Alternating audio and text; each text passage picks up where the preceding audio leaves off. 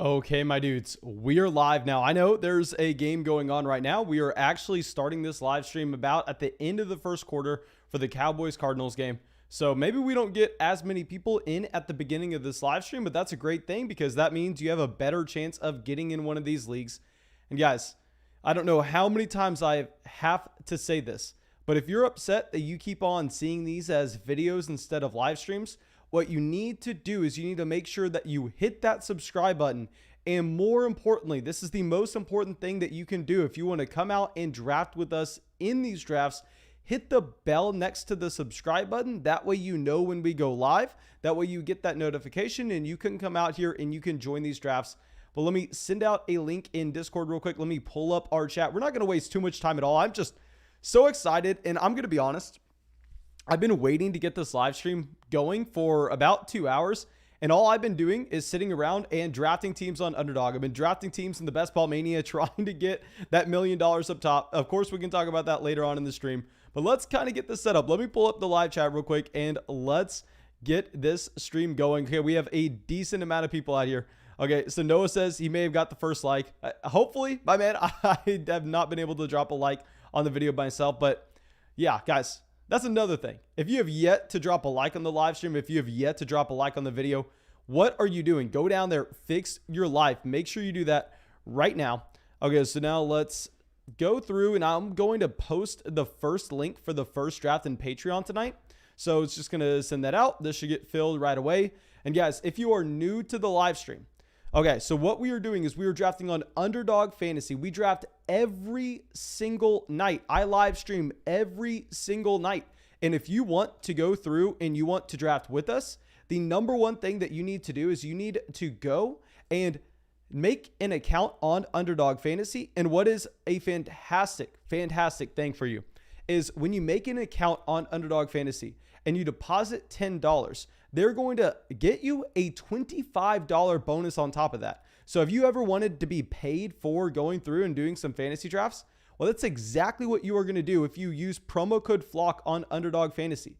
At the same time, when you do that, nothing, and I repeat, nothing helps this channel more. This is our first partnership ever, and I really want this to be our only partnership ever, to be completely honest with how great of a site Underdog is. But for this to continue, please make sure we're using promo code FLOCK on Underdog Fantasy. And they're also sponsoring our 2021 draft guide, where if you use promo code FLOCK on Underdog Fantasy, you get our 2021 draft guide, our 2021 Dynasty Rookie Draft Guide, over 100 pages just on this rookie class coming into the NFL and exactly what to expect based on their college careers. You get hundreds of pages of information for a $10 deposit.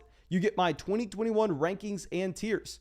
So please do not pass up on that. It helps the channel tremendously. And Underdog said if we get 10,000 signups with promo code FLOCK, they will sponsor us to fly people down to Tampa, Florida to go to a Tampa Bay Buccaneers game with myself and other members of the Flock and do a Florida Flock meetup directly after.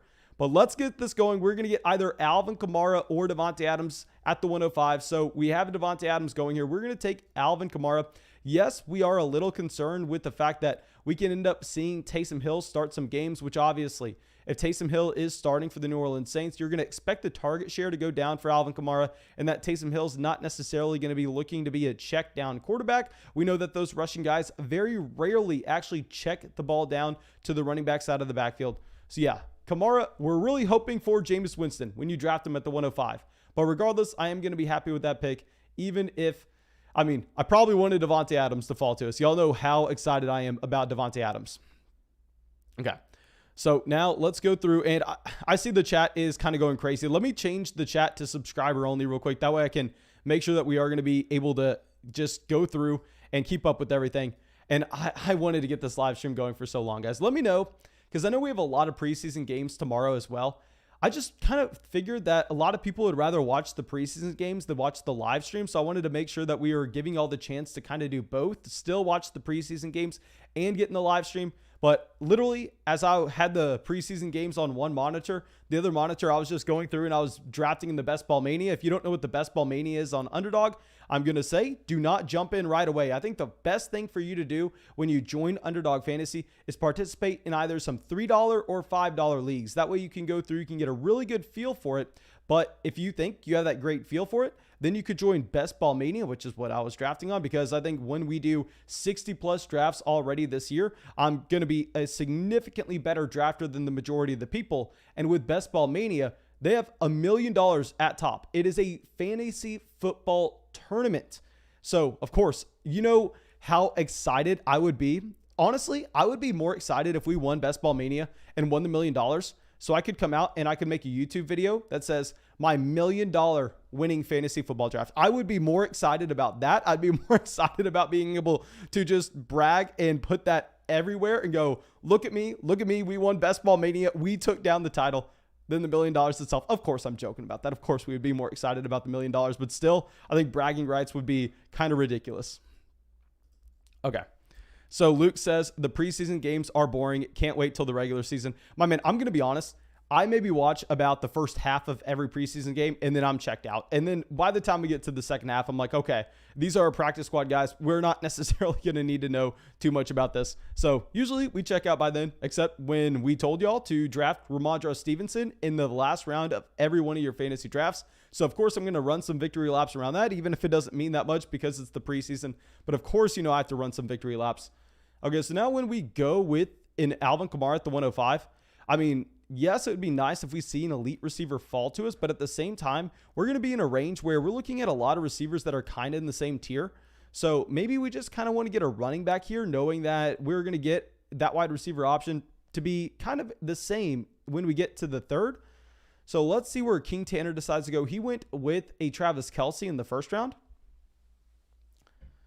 So when you go Travis Kelce, I mean, I think that possibly you're trying to look to catch up on running back.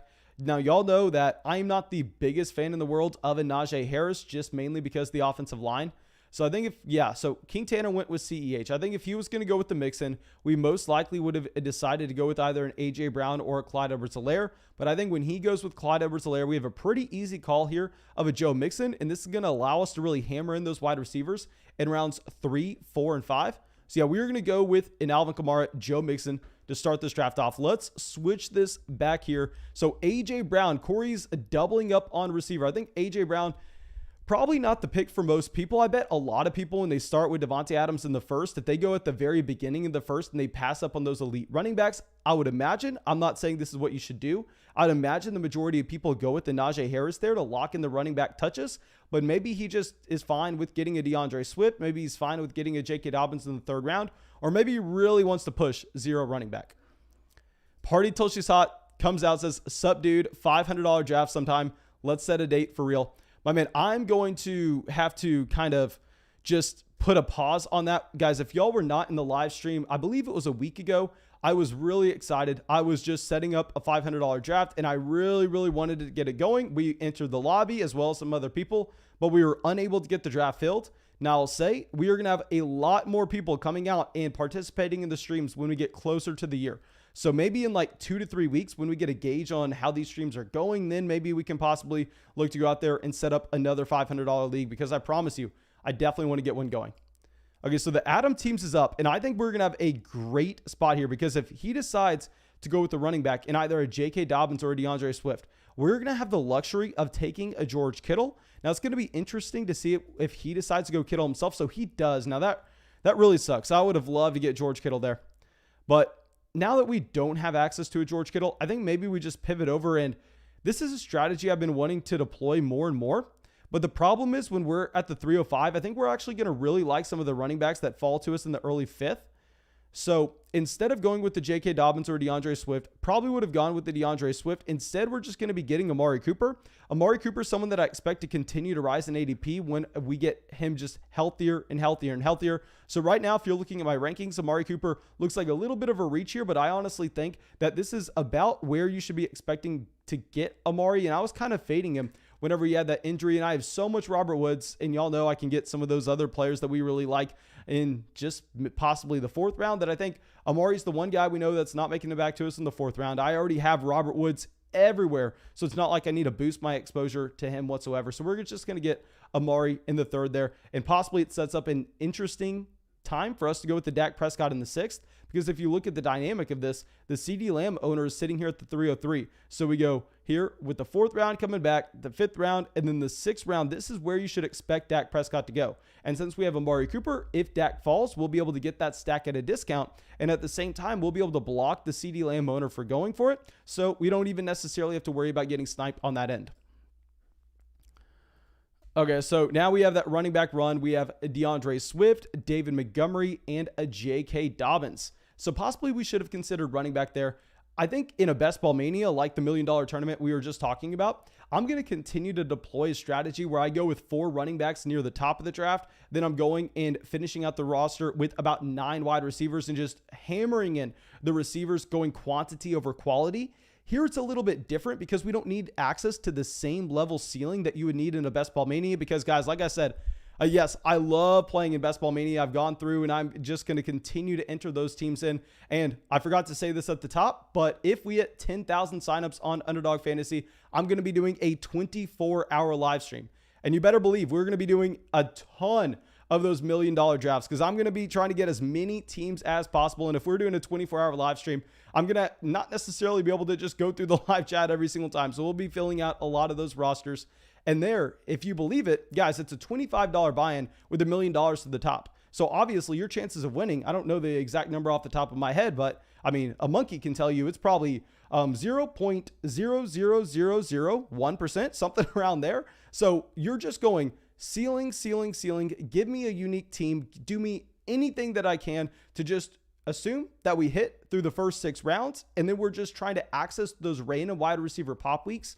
So yeah, it's a little bit of a different strategy. That's why I haven't been streaming it, because I think if y'all saw those drafts, I really don't want you basing off your fantasy draft on those, where I think Underdog and the leagues that we're doing is actually really useful in trying to become a better fantasy football drafter for your own league, where Best Ball Mania, not necessarily the same strategy. So we have been avoiding doing that on the live stream, but if we hit that 10,000 signups on Underdog, we do the 24-hour live stream. I promise you we're going to be getting a ton of those in.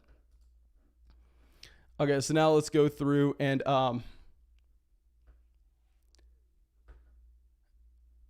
let me see if we have anything in the chat right now. Okay, Thomas says he does not like the Amari Cooper selection. My dudes, I am telling y'all, Amari Cooper is going to eventually work his way up to here. I still prefer having Robert Woods over Amari Cooper, but I think given our build, the wide receiver selection was going to be the correct pick, because we know that there are going to be some other running backs that we may like later on in the draft. And at the same time, while I do prefer Robert Woods over Amari Cooper in a vacuum, the problem is, y'all know I'm going to be drafting 250 plus of these teams. So I can't necessarily come out here and I can't have the same build in every single one, because if I drafted Robert Woods and Amari Cooper, if I just took Woods every single time, then all of a sudden out of those 250 leagues, I'm going to have like 50 teams with Robert Woods, and I'm maybe going to have like 10 with Amari Cooper. And I'd rather it be more like 30-20. So I think that sometimes we're going to have to take Cooper. And if you reach on him a little bit here, I think it really sets you up to get a great pick with Dak Prescott in the 6th. So we get sniped on Chris Godwin. Y'all know that we would have loved Chris Godwin there. So instead, I think we actually do end up going with the Julio Jones. Y'all know that I am not a fan of taking Kyle Pitts, even though I saw in one of those Best Ball Mania drafts that I was doing earlier today that Kyle Pitts was actually going in the 3rd round, which, my God, I was like, oh my, I'm not going to lie. It was surprising because I was naturally assuming before we hopped into those Best Ball Mania drafts that they were going to be significantly harder than the drafts we've been doing on the live stream.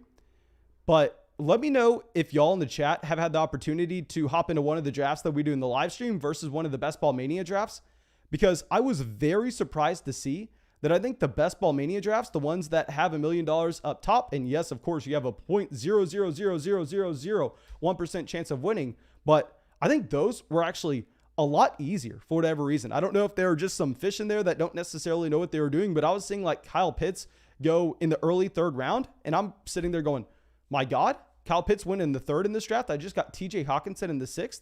Is that even legal? Should I be arrested? What is going on here? I actually got Josh Jacobs in the 6th round in another one of those drafts, which should not be legal. That should not be allowed. Okay, so now we are going to be back up on the clock. We're not going to be considering going with a receiver here. Okay, so we have a run on running backs with Henderson, Etienne, Miles Sanders, Josh Jacobs. Y'all know I'm not going to be considering a Mike Davis. So here instead, I think we actually end up going with a Diontae Johnson as our wide receiver 3. This is kind of making it where we didn't get a Miles Sanders or a Travis Etienne falling to us here. It's making me want to go back and kind of regret that selection that we had with Amari Cooper. I think we probably would prefer going with like a DeAndre Swift if we knew that was going to be the case, where we wouldn't have access to one of those running backs with this pick, but it is what it is. We'll get Diontae Johnson. We'll most likely just get a Dak Prescott falling to us here. At least I'm hoping. Of course, we're live streaming, so nothing's ever guaranteed if we're trying to go out there and get a stack.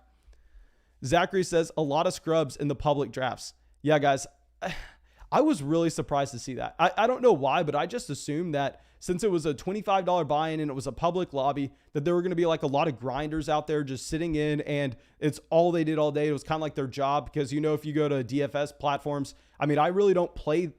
Actually, let me take that back. I play DFS, but I don't promote DFS that often in terms of going and entering lineups, because, guys, it's literally people have jobs to go through and just create computer algorithms to know the best optimal plays at DFS. And those people aren't coming on YouTube and telling you what plays they are. No, instead, they're going with their $100,000 bankroll and they're just mass entering contests. So I assumed that those public contests and Underdog were going to be kind of similar, where maybe you had some people taking it like a job. But I guess because, I mean, you actually have to sit there and you have to do a draft, and you can't necessarily have an algorithm do it for you. I mean, they were very easy. Like, I was sitting out there and I was having way better drafts than I have in the live stream every night. Maybe it's because I wasn't having a live stream as we did it. I was making podcasts as we did it, though. Okay. Also, we just passed 100 likes in the live stream. Thank you, everybody, for going down there and dropping that like. And here you have that run on tight end with Kyle Pitts, Mark Andrews, TJ Hawkinson. I'd imagine we start to see the quarterbacks go off in this range. Yeah, like we just said, you got a Kyler Murray. I'd imagine that there's no way Lamar Jackson makes it past the 64th pick, considering this team takes a Mark Andrews. That's one thing that I've been trying to consistently do. If we're picking at the end of the 5th and the beginning of the 6th, I've been trying to set up the Lamar Jackson, Mark Andrews stack. If y'all remember, last year, to come away with the combination of Lamar Jackson and Mark Andrews, you're having to spend a late 2nd and an early 3rd round pick.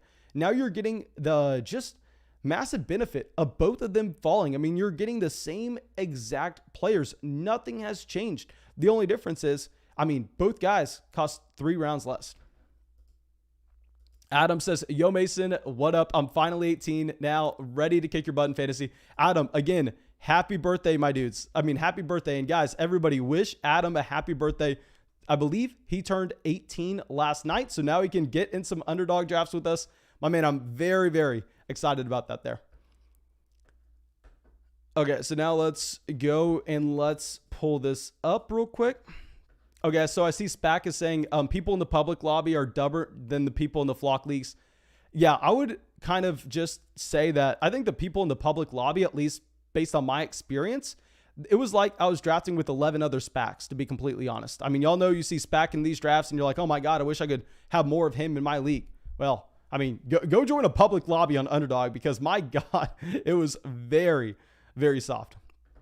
Okay, so the 608, yeah, like I said, I mean, here really this is the only team that we have to worry about taking a Dak Prescott, because this team right here, I believe, took a Josh Allen. Yeah, so we were going to get Dak Prescott. This is kind of what I was talking about with selecting Amari in this range. And when you do enough drafts, you kind of realize that you're going to have the potential to go through and take a Dak Prescott at that selection a decent amount of times. And I think while, yes, Amari Cooper looks like a slight reach, at the same time, if it allows us to set up that stack and we can snipe the CeeDee Lamb owner, that's going to be something I'm very excited about. So I really like the construction of this team so far. Let me go to the top of the board for anybody who has not seen it. So we started Alvin Kumar at the 105, Joe Mixon at the 208, Amari, Julio, Diontae Johnson, and Dak Prescott as our quarterback 1.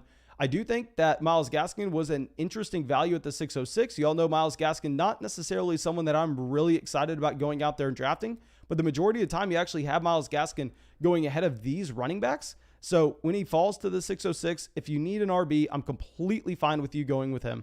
So Juju, Devontae Smith go at the end of the 6th.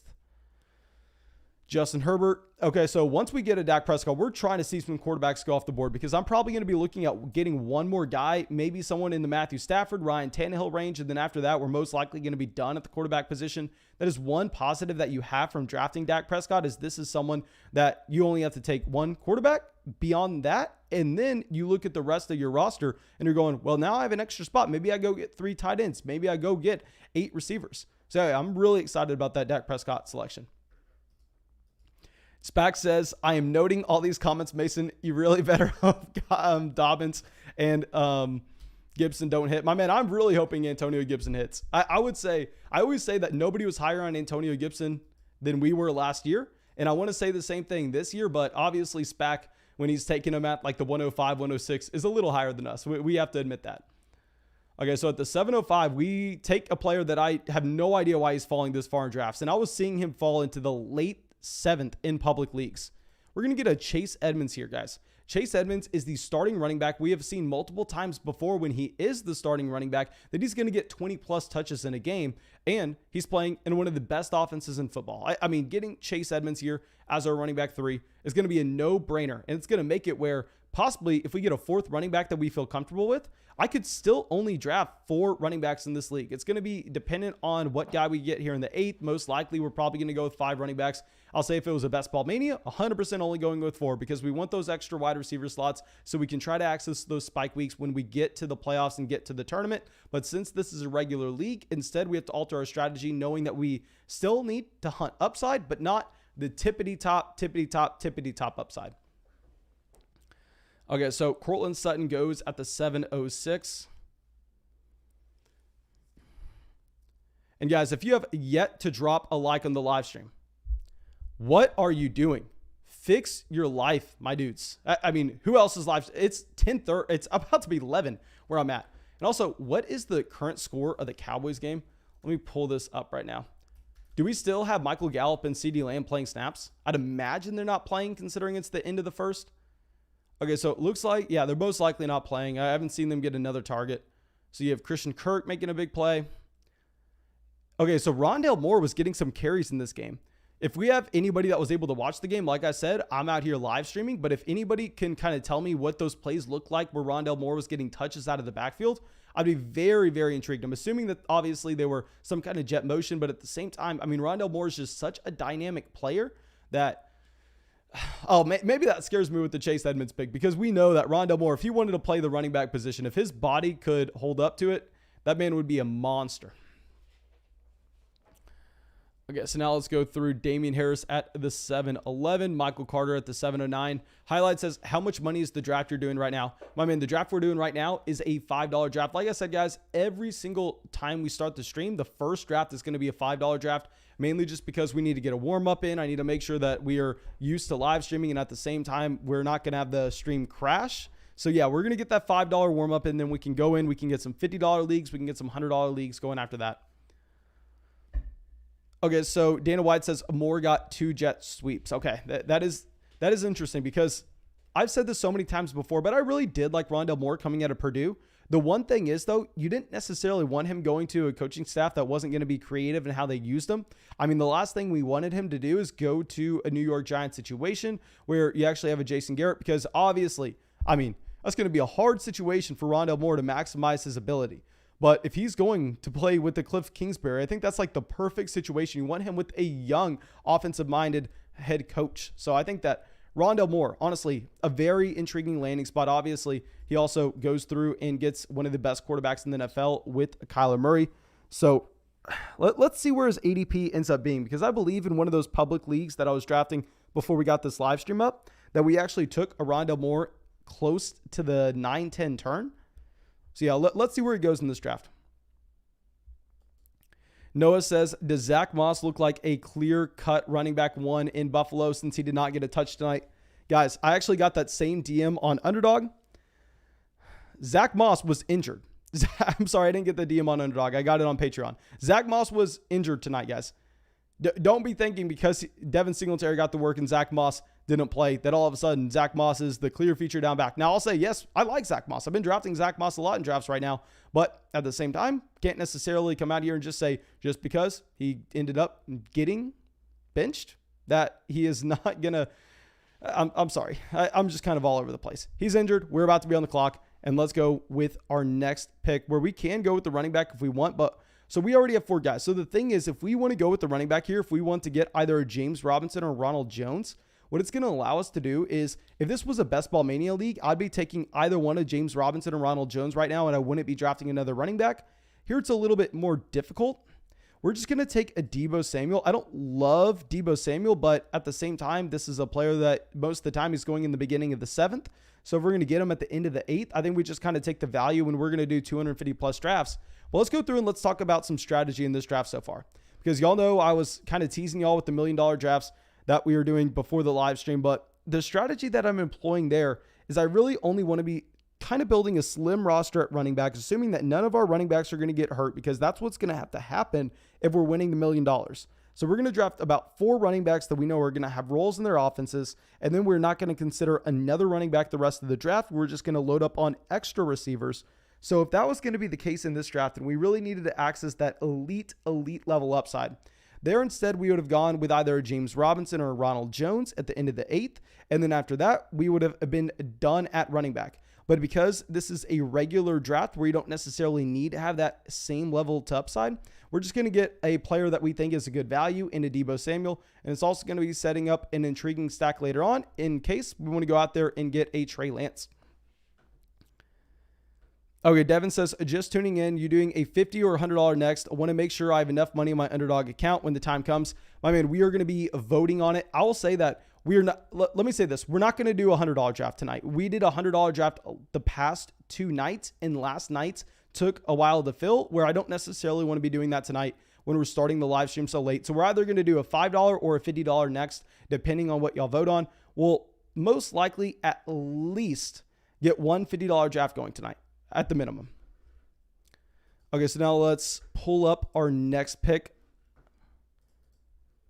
Okay, JN with the donation. Thank you, my dude. I'll get to that in 1 second. Let's see where we're going to go at the 905. So here I think that we actually do take Ronald Jones, and maybe we actually consider not drafting another running back. So with Ronald Jones, he's going to be very valuable in a format like this because we know that he's going to have a baseline of production. We know what you can expect.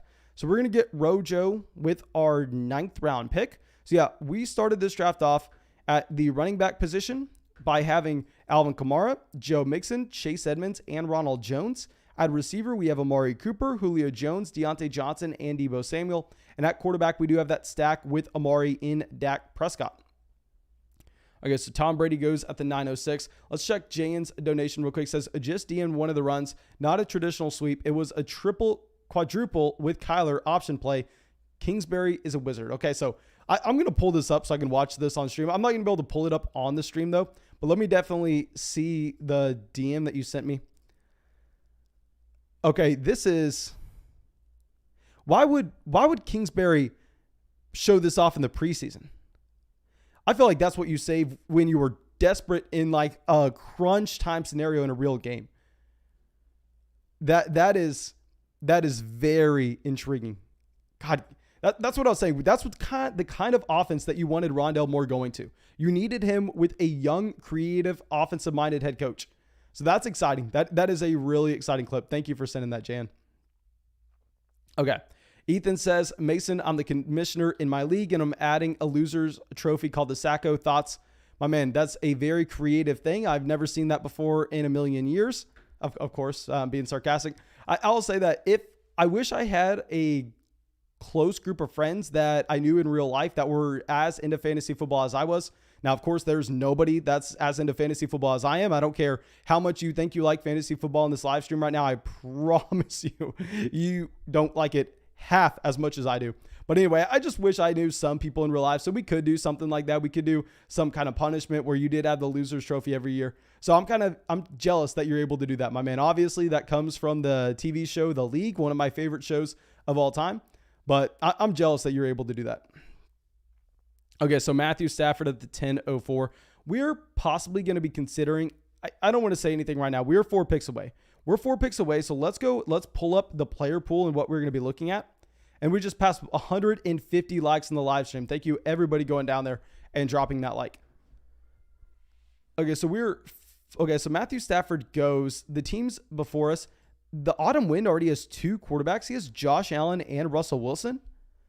I understand that you're getting this stack with Russell Wilson and DK Metcalf, but I think when you take a Josh Allen, I think that you really can't be going through and taking another quarterback that early. I'm fine with the Wilson value, but the problem was Josh Allen at pick 42 when you had no stack to Buffalo and his ADP is 50. That makes no sense. You're not making that selection with any upside play in mind.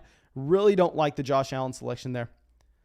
Now here, I think what we're going to end up doing is I'm going to take a quarterback. We're either going to take Jalen Hurts or Ryan Tannehill, whoever King Tannehill leaves us. And when we draft a Dak Prescott here, what this is going to allow us to do is it's going to allow us to be done at the quarterback position. We should have a very high expected points output every single week. Now, considering this is a 4-point passing touchdown league, I think that we actually prefer Jalen Hurts over Ryan Tannehill. Now, the problem is we did select a Julio Jones on this team, and we have both Jalen Hurts and Ryan Tannehill in the same tier in a best ball format. So instead, I think we actually just kind of make the tiebreaker and we go with the Ryan Tannehill since they're in the same tier. Also, I don't think we've drafted Ryan Tannehill very much at all in these drafts. Okay.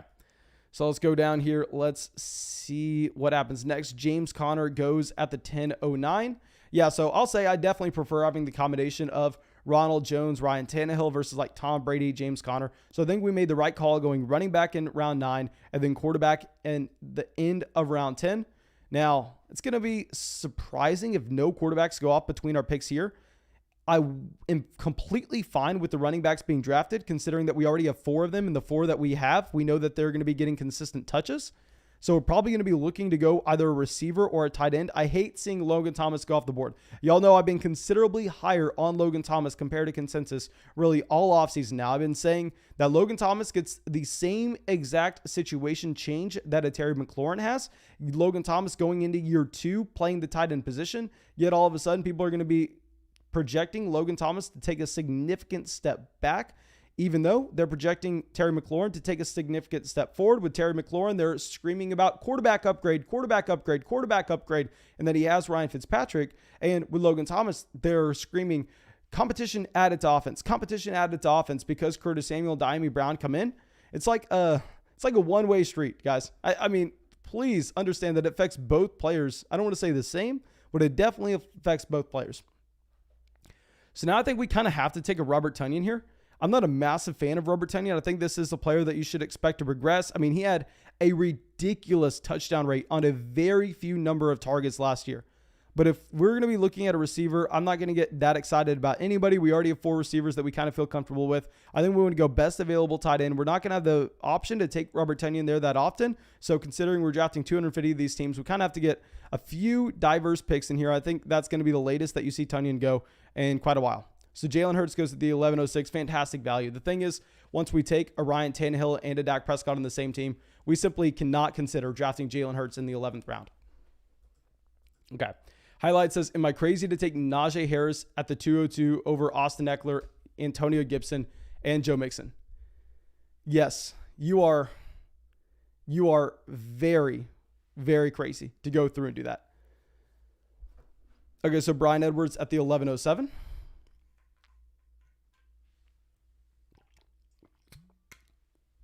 Okay, so Lost Camp is saying Mason money is my favorite money. I'm happy that y'all are coming after these Mason dollars. These Mason dollars are on the line every single night. If anybody wants to come out, if anybody wants to try to take them, you can be my guest. But here, I really like the value that we have gotten some of these guys at. Yes, we reach on an Amari Cooper, but I think that the thought process that we did so with was completely sane. I think you're going to continue to see Amari Cooper slide up until the middle of the 3rd round. And if we possibly took an A.J. Brown in the 2nd, then yeah, we would have most likely gone with the DeAndre Swift at the 305 instead. But when we go running back, I think we do want to be coming away with the receiver in the 3rd.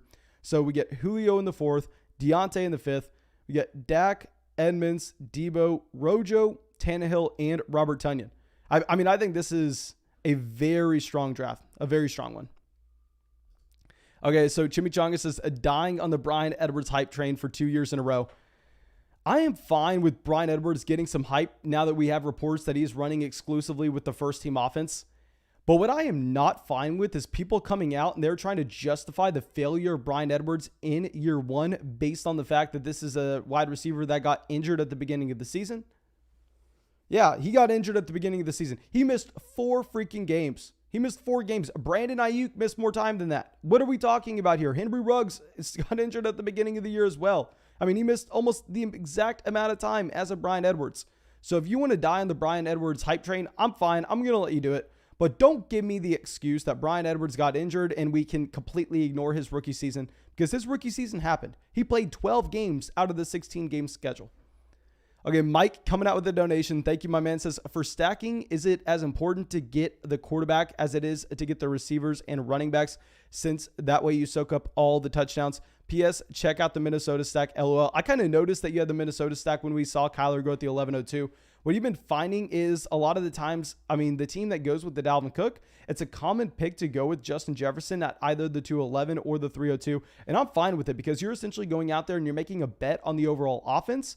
So yeah, I'll say that it is a very intriguing way to go through and build your roster around Dalvin Cook. And I don't want to say it's as important to go and get those running backs. I've actually made a video in depth about stacking, and I've kind of talked about the running backs that you want to go through. If you're going to be targeting someone to stack with a quarterback, someone like a Travis Etienne, I think makes a ton of sense, because if you're stacking Travis Etienne, possibly DJ Chark and Trevor Lawrence all on the same team, you know that Travis Etienne can generate a lot of his volume through the receiving portion of his game. So if you're making a bet on Trevor Lawrence and Trevor Lawrence comes out and he just lights the world on fire with his passing down capability, then all of a sudden, yeah, you're soaking up all the touchdowns there. At the same time, you're getting the correlation between a lot of those Trevor Lawrence passes.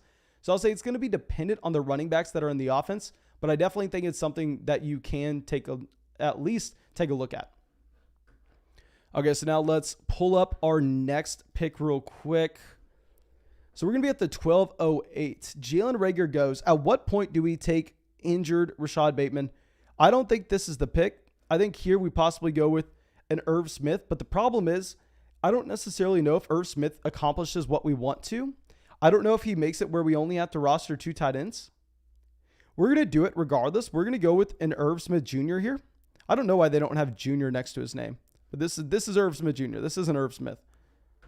Okay, so let's pull that down. Okay, let me show the top of the draft board just for anybody who's coming in right now. And also, if you're just now coming in, make sure you're also going down there and dropping a like on the live stream. I don't want to say this too often because I know y'all have already done a fantastic job of dropping those likes. We already are closing in on 200 likes in the live stream with only 300 viewers. So thank you so much for everybody going down there and doing that.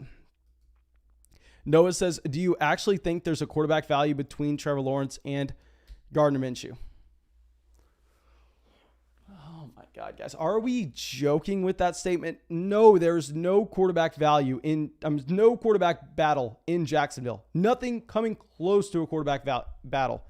Now, maybe they're either trying to motivate Trevor Lawrence. Maybe they're trying to soak up any trade value that they can for Gardner Minshew, because what's the one way that you can maybe trade Gardner Minshew for a 4th, 5th, 6th round pick? Is by going through and saying, oh, Gardner Minshew looks fantastic in camp. We don't know if he's going to be our starter or Trevor Lawrence.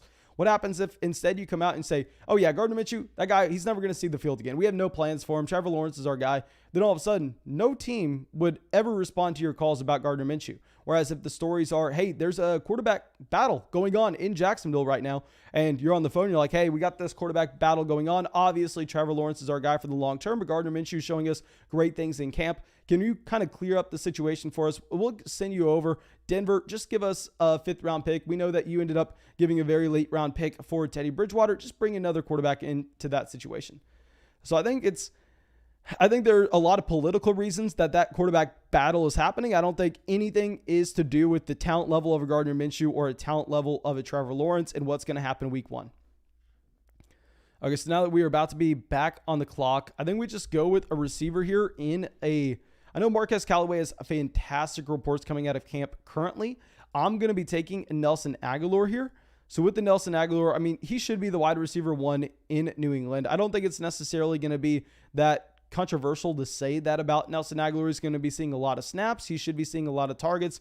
I wasn't too bummed out about what we saw from Mac Jones the other night. So yeah, we're going to be going with a Nelson Aguilar there. No Chill Bill coming out with the donation. Thank you, my dude. Thank you. I genuinely appreciate it. And Highlight says, are you just off of Najee Harris this year, or do you just not like him at his current ADP? Everything's based on his ADP, because if you're telling me I'm getting Najee Harris in the 3rd round, I'm jumping up and down drafting him every single time.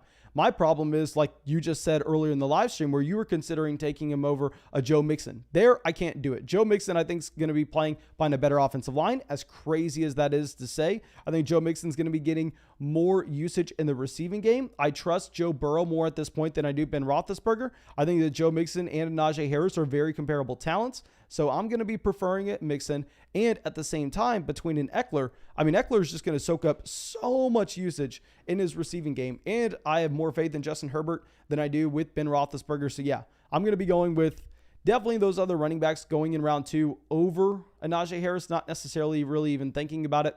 And if it's a full PPR format, I honestly would probably consider going Clyde Edwards-Helaire over him as well, given the fact that Clyde Edwards-Helaire is attached to that offense and we've seen him be an elite receiver in college before.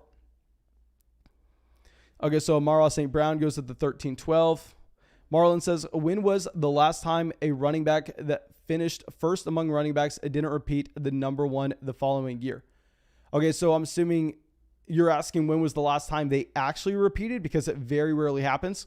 And this is something I want to address. And I know this is a thought process that goes through a lot of people's minds, but a lot of people will say, well, we haven't had a running back go back-to-back running back 1 overall in this many years. You'll hear the same thing at other positions. And when you're drafting, Christian McCaffrey is such a bad example because Christian McCaffrey is such a clear 101 at this point. I think what's a much better example is a Patrick Mahomes, where you could reasonably see Josh Allen, Kyler Murray, Dak Prescott. You could see Lamar Jackson or Patrick Mahomes. Any of them could finish as the quarterback 1 overall, and you're not going to be surprised. But why is it consensus to go through and draft Patrick Mahomes as the guy that's going to be quarterback 1? It's not because we're saying Mahomes will be the quarterback 1 this season. We're saying that if you're looking at a range of outcomes lens, Mahomes, the majority of the time, he'll have a higher finish than those other players going around him. Now, yes, if you play it out, if you had me bet right now, even though I have Mahomes ranked as my quarterback 1, if you want to go Mason, I will bet you $1 million that Patrick Mahomes will not finish as the quarterback 1. Even though I have him right there, I'm saying, of course, I would never take that bet. I would always take the field over that one player in particular. So just understand that when a player is going from being the number 1 overall positioner the year prior, and he's going up against everybody else in the NFL, it's just kind of a numbers game. Yeah, there are so many different variables where, of course, a player more times than not is going to have that repeat finish. So now, given the positive reports that we have out of Indianapolis, we are going to be taking T.Y. Hilton here just because it sounds like Carson Wentz trending towards being healthy week 1. So I think you're going to have just that pick as something that doesn't look great, but we definitely need a receiver there. And I think T.Y. Hilton's going to be an easy answer. And No Chill Bill coming out says, don't know why my chat didn't go in with the last donation, but Mason, I was curious, what's your vision for the Fantasy Flock Network over the next 2 years? My man, thank you for coming out and asking that. If y'all want to know my vision over the next 2 years for the Fantasy Flock Network. Okay, so my goal is to continue to grow this community as strong as possible. I've said this a ton before. I haven't necessarily said it that much over the past month because we've been focusing on so many different things. I think what is a lot more important than going through and having like the largest audience in fantasy football or the largest audiences in anything, I think having the most dedicated and the most close-knit audience is way more important. And that's why if you go through and if you shot me a DM over the offseason or you shot me a DM just over the past few weeks asking if you could go out and purchase my draft guide straight up, if you go at Mason County, send you $50 for your draft guide, I'm saying no, because everything that I want to do is I want to continue to grow the community. And that's why over this past offseason, our Dynasty Rookie Draft Guide, I only made it available to the people on Patreon. And that's why this season with our 2021 Draft Guide, while yes, I'm making it available to everybody that is going through and using promo code FLOCK on Underdog Fantasy, at the same time, I'm being aware that that is more so just because it's such a good deal for y'all, where y'all supporting the show on Underdog Fantasy helps me almost just as much, if not more, than y'all supporting the show on Patreon. So it's me saying, well, I know a $10 deposit for y'all is really not going to be anything when I know how much fun you're going to have in these drafts, and Underdog is going to give you that $25 sign-up bonus. And at the same time, I'll give you my draft guide. I'll give you my rankings and everything. So my long-term goal for the Fantasy Flock Network over the next 2 years is I want to have that stable base audience that is more dedicated, which I honestly think we already have this. I mean, this was probably my goal over the past 2 years, but I think based on these live streams, you've already seen that this kind of is in place. I think we have the strongest based audience of any fantasy football person that you're going to find on YouTube, on podcasts, or anything. I think we're just such a strong group, and I want to continue to not necessarily just add a ridiculous amount of subscribers. While yes, of course, I'll always go through and have those fun goals because it's exciting for me to see that happen. I want to continue to build a stronger community overall that's going to ride with us through the entire year, that's going to play Dynasty Fantasy Football with us, and that we don't necessarily have to worry about going anytime soon, because it's fun for me to come out here and talk to the same people in the live chat every single day. I mean, I hope that y'all are having fun as well coming out, and that's why I also go through, and nobody else does this, but let me know if I'm wrong. But I think I'm the only person that every single video that we have done, except when I'm driving across the country for a 2-day span, but outside of that, over the past 6 months, every single video that we have uploaded on either channel, which we probably uploaded over the past 6 months, across 2 channels, 300 plus videos, they've all been premiered. I hang out in the live chat because I genuinely have a ton of fun talking with the people that come out here regularly. So essentially, my goal for this channel is I want to continue to develop a stronger relationship with the audience, and I want us to have that core here that really nobody else can come close to. And I think we kind of already have that. So I don't know what my goal for the next 2 years is, because I feel like we've kind of already crushed our goal, to be completely honest. But let's stop talking about that. Ramondre Stevenson goes at the 1603. This is a running back that we used to be getting in the 18th round consistently. So going up 2 rounds, of course, is going to be a lot to do with his preseason performance that he had last night. He goes over Darrington Evans here. I honestly don't even know if I could have been taking him over Darrington Evans, to be completely honest. Okay, so now let's switch this back up. So we did go with Damien Brown. I didn't want to necessarily go off track with what our goal was for the channel. But anyway, Damien Brown at the 1505. Yeah, we didn't necessarily see anything you really are dying to see in last night's game. But at the same time, I think it's going to be an easy selection. So now here we have 3 more picks to make in this draft. I think we're just so flexible. The only thing I don't want to be drafting is I don't want to be drafting another quarterback. I think we definitely want to be having at least one more receiver. So we're essentially only looking running back, receiver, tight end here. And the thing is, we don't have to go with another running back. We don't have to go with another tight end if we don't want to. It's more so just going to be the value. I really like how we set up this draft so far. So Chuba Hubbard goes to the 1606.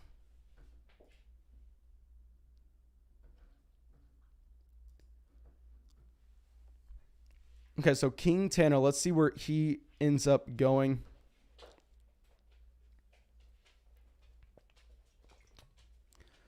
So this build so far, he has Brady, Hurts. Okay, so he goes Boston Scott.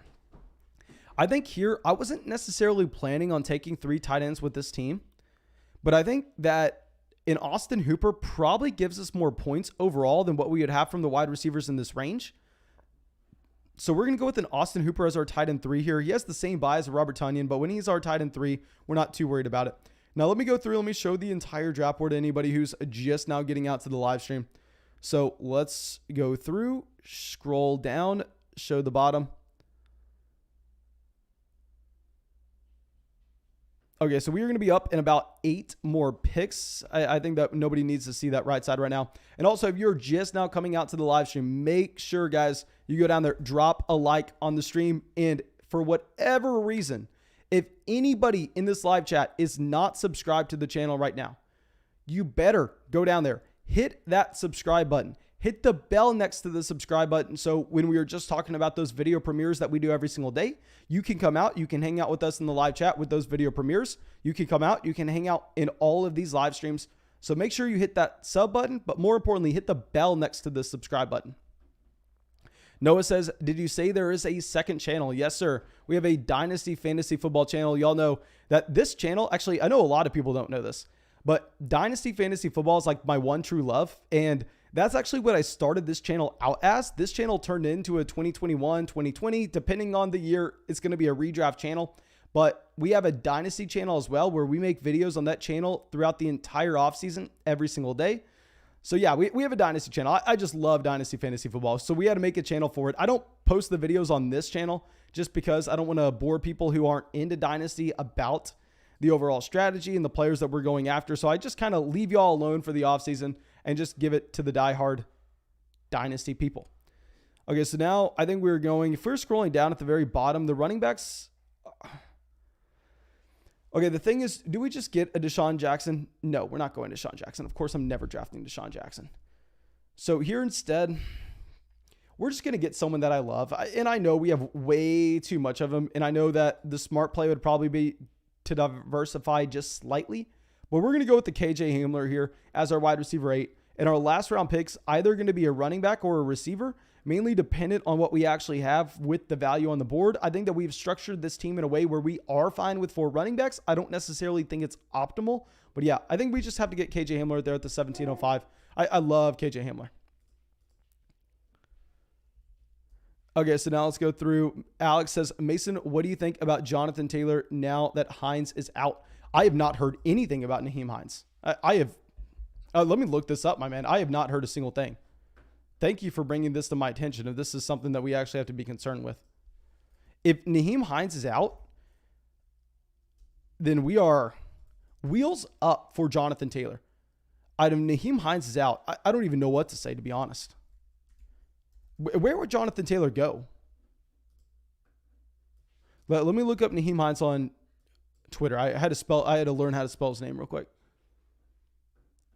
Okay, yeah, I do not see much on Nyheim Hines. Yeah, I do not remember. I do not see anything. What are we missing with Nyheim Hines? I don't think Nyheim Hines is out. Okay, so Olamide Zacchaeus at the 1709. Someone asking what we think about the Deshaun Watson selection here at the 1703.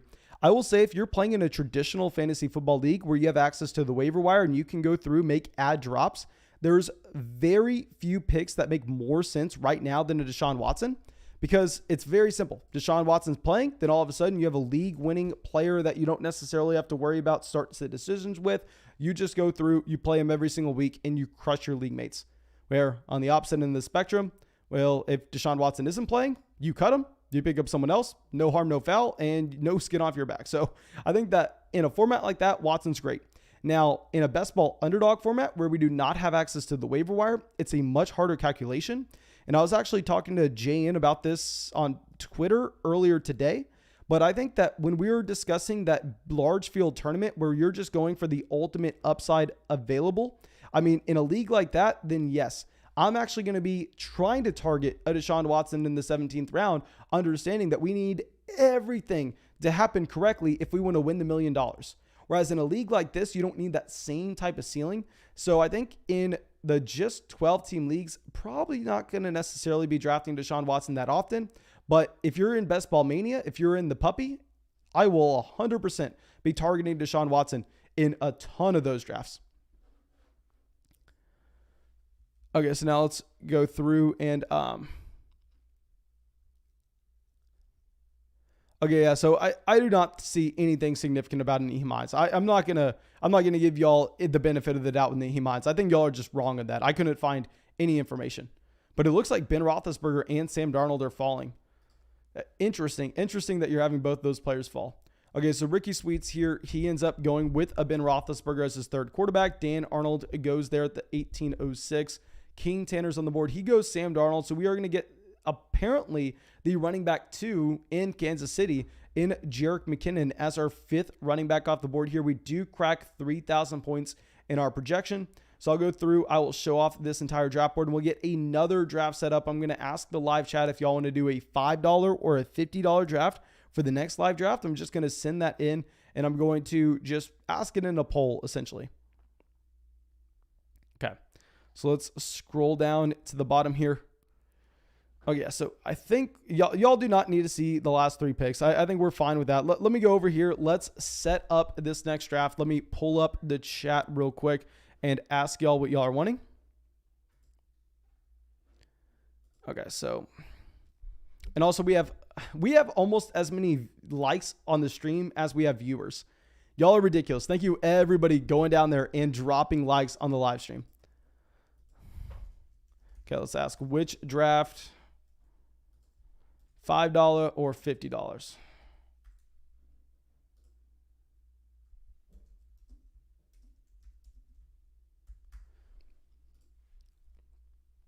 Robert says, Hines left practice with a leg injury, and I know he had hip problems earlier in training camp, I believe.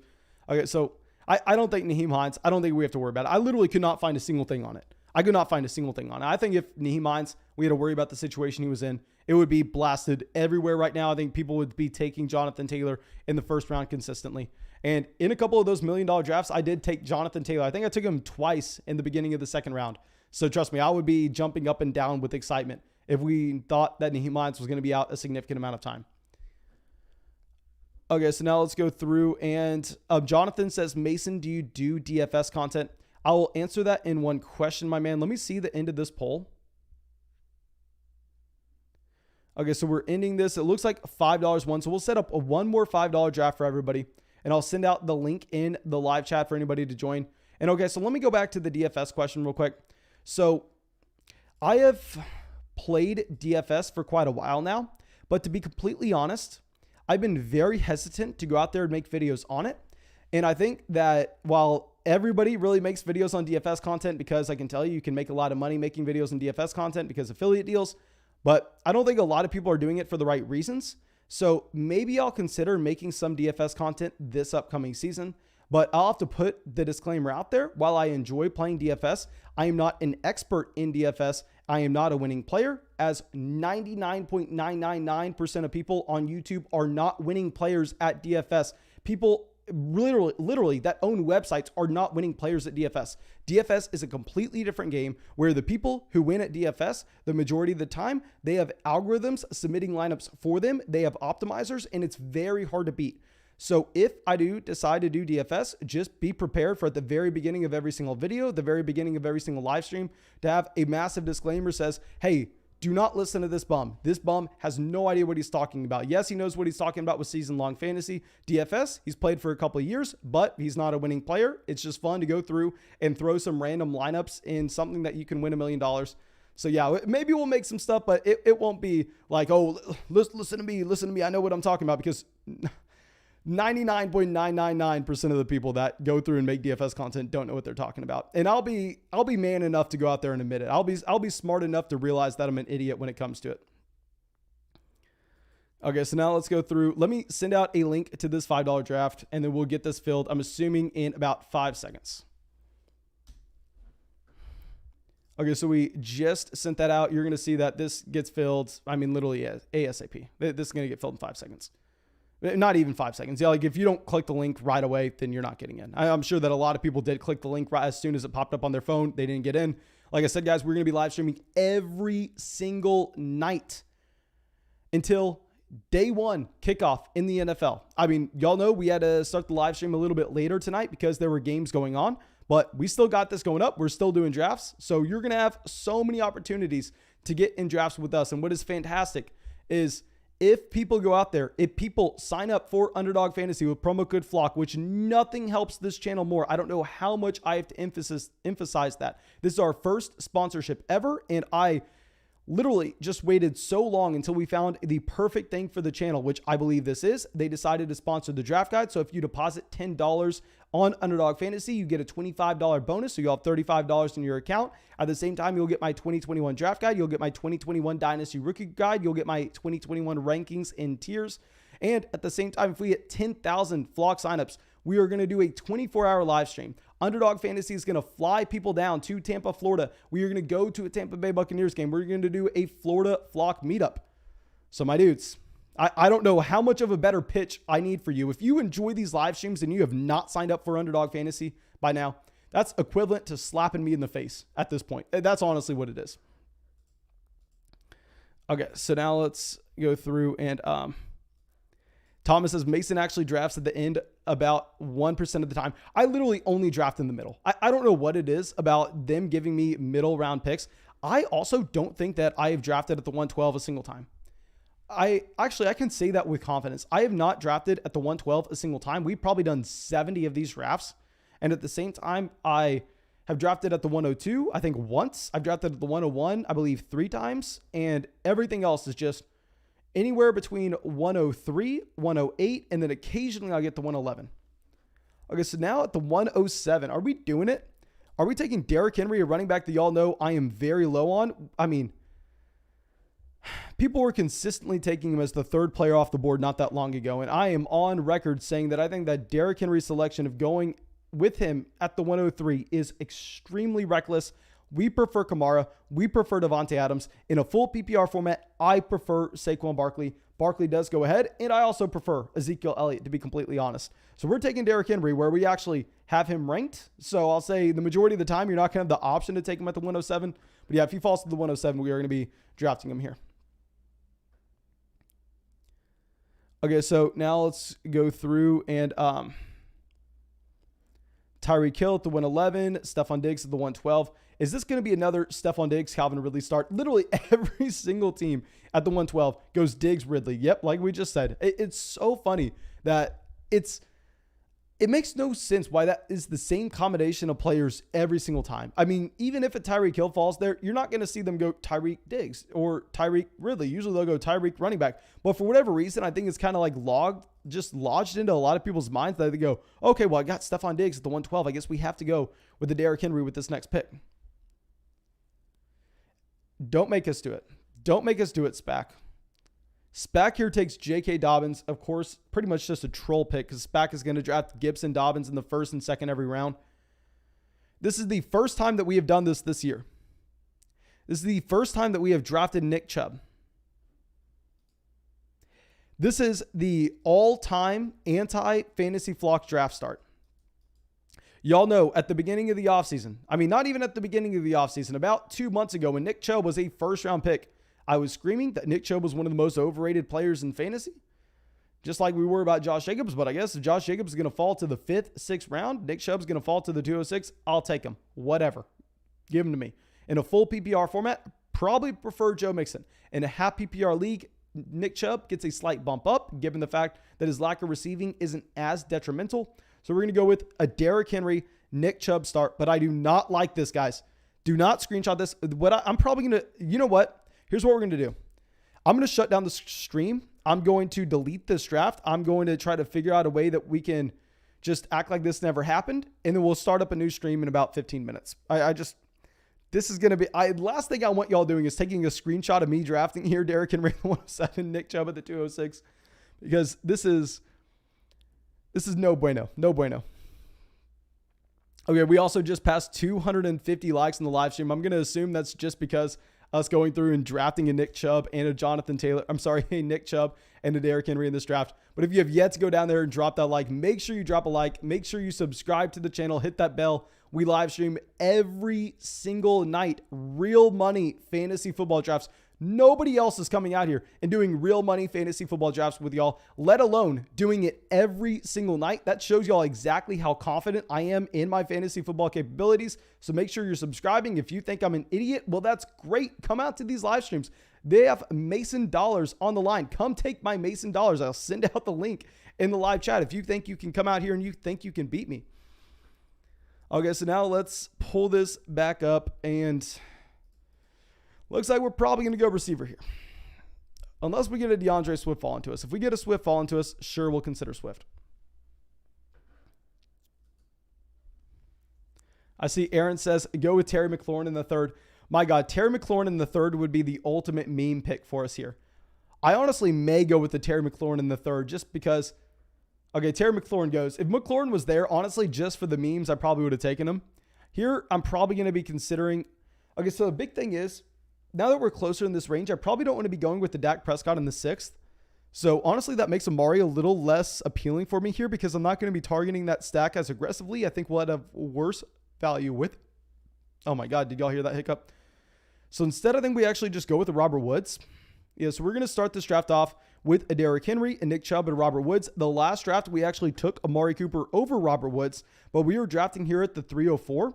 So we were drafting at the 305. And whenever we did that, I think that you're just going to have Dak Prescott down here at the 609 a lot of times, going to be the best player available. And at that point, I think we just kind of make the tiebreaker go, okay, well, we can get Dak later on. We can complete that stack. So here, I think we kind of want to be splitting it 50-50. We want to be going Woods some leagues, Amari the other leagues. If you check my rankings, we're definitely going to have Robert Woods higher. Okay, so Swift going after Antonio Gibson. And this is an intriguing start because we have two teams here that have 3 running backs to begin their builds. And at the same time, we don't really have that many wide receiver heavy teams. I guess Rugger, so this is Boggoat in the live chat.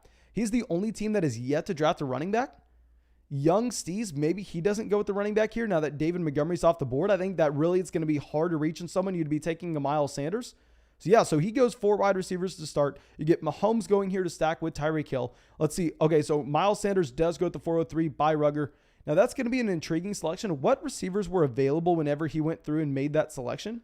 So you could have had a Cooper Kupp. Okay, so this is what I think I want to go through and I want to look at with Rugger. So whenever he decided to go with an Amari Cooper over David Montgomery, would you prefer the combination of Cooper Kupp and, would you prefer David Montgomery and Cooper Kupp, or would you prefer Amari Cooper and Miles Sanders? I think we probably prefer David Montgomery and Cooper Kupp, but please let me know if y'all think I'm wrong on that. Okay, so now let's pull back up the draft board, and it's just wide receiver heaven here. Y'all know the guy I'm going after, drafting him consistently. Brandon Ayuk goes. Okay, but that was to SPAC. Hey, can we just get a big thank you to Underdog Fantasy right now? This kind of proves that Underdog Fantasy is the best platform on the planet, considering the fact that they put us directly next to directly next to SPAC in this draft.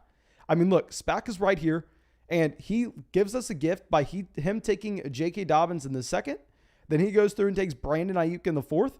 So there's nobody you'd rather draft next to than SPAC. And I'm telling you, it was so surprising. There were a lot of people in public leagues that I was drafting in the $1 million league on Underdog.